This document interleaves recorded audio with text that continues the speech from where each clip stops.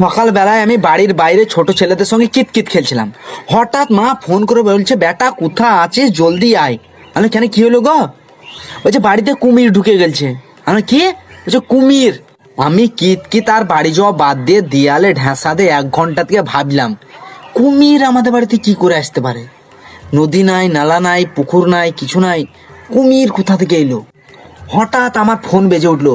মা বলছে, গুলাম বাচ্চা বাড়ি আয় না, তোকে সেঁকে দেবো, জলদি আয়। আমি কেন গো? বলছে জলদি আয়, কুমিরের বাচ্চাটাকে পালা কর, যদি না তাড়িয়েছে তো তোকে আমি ধরে সেঁকে দেবো।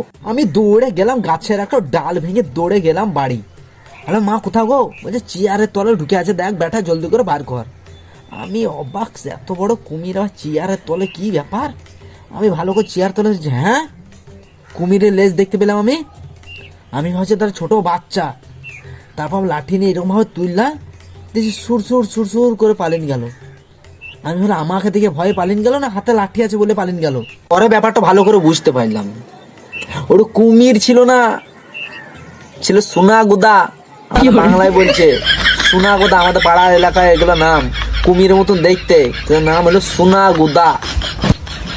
আমি যখন মাকে বললাম চেয়ারের তলে ঢুকে, মা কুমির লয় গো, এটা সোনাগুদা, ও লজ্জায় পালিয়ে গেল, আমার ভয়ে লয়।